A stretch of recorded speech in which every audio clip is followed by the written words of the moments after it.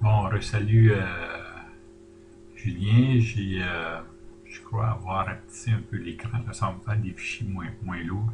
Alors, je vais continuer un peu en fait, une sorte de réflexion en direct de ce que je découvre en faisant tout ça, là.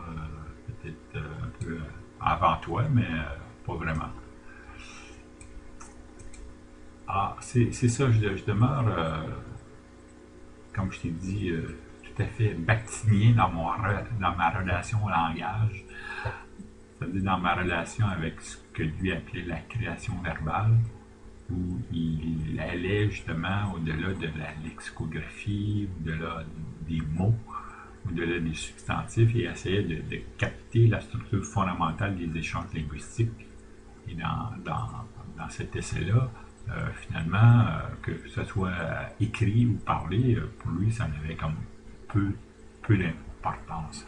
Alors, c'est ce que je trouvais vraiment fascinant dans son approche. Bon, il n'est pas le seul. Moi, bon, ça a été l'auteur qui m'a le plus influencé.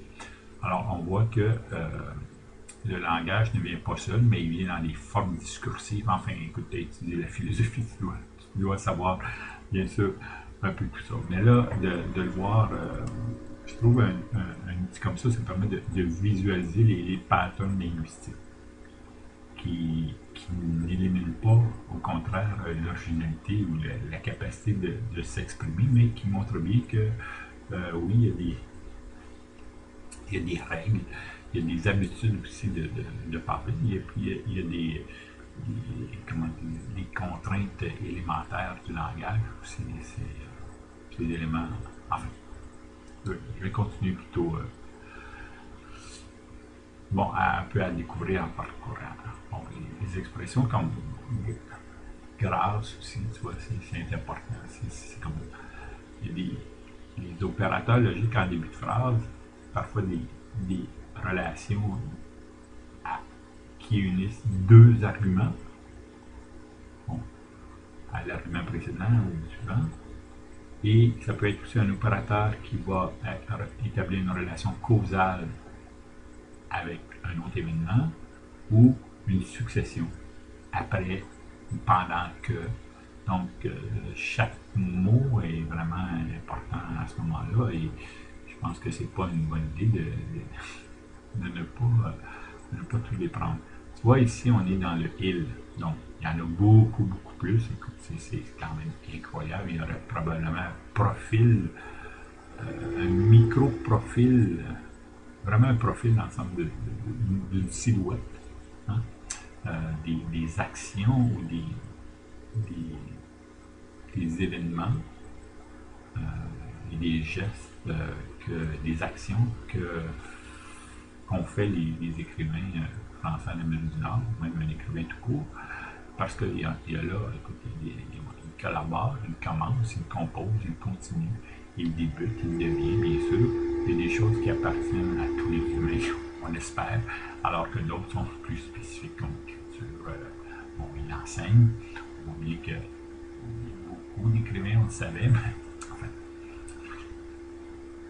directeur, les différents postes, donc ce qu'on pourrait établir sur les profils sociaux, professionnels des écrivains, sans doute. On pourrait dire qu'on est loin des œuvres de leurs œuvres, c'est vrai, mais on étudie ce qu'on en a dit. Bon, tu vois, écoute, et en même temps, tu vois, en extrayant tout ça, ici, l'externat classique, tu vois, il y en a plusieurs externats classiques, tu sais, 5 fois, je ne sais pas, 5 jeux, bon, et moins lourd, etc.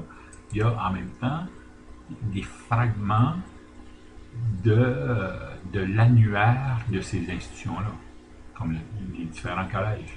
Bon, on sait, on a la trace de quelques personnes qui sont des écrivains qui sont passés par là.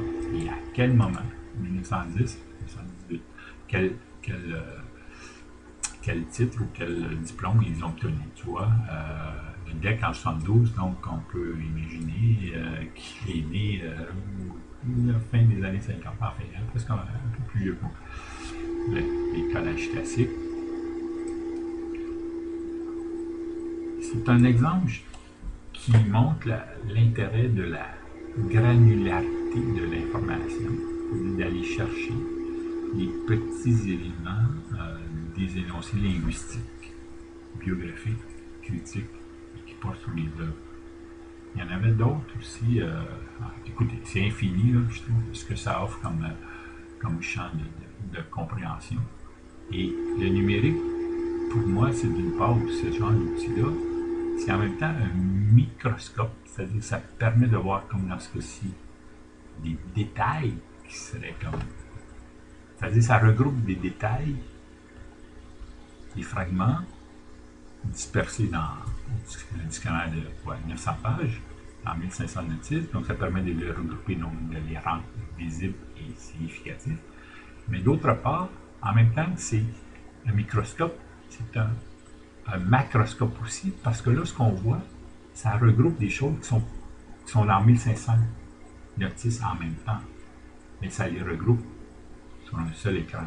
Donc, il y a l'idée de prendre des petits éléments, les disperser partout. Alors que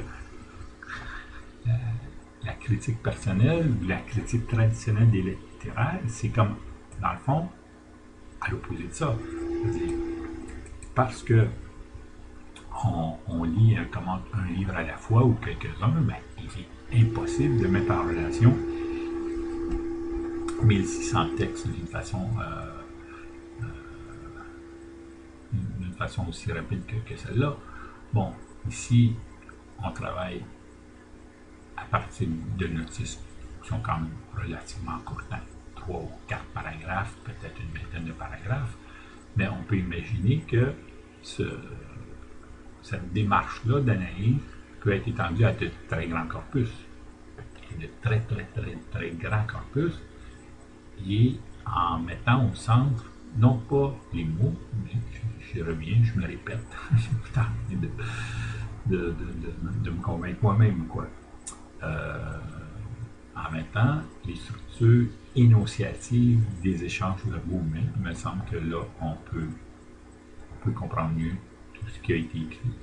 Et de ça, non pas seulement en extraire les données, mais à extraire la méthodologie, les modèles de description des personnes et de leur action. Alors, je m'arrête ici. J'ai l'impression que je prends un peu mon air professoral. Il n'y a pas d'examen. Écoute, salut Julien, puis je te reparle de tout ça.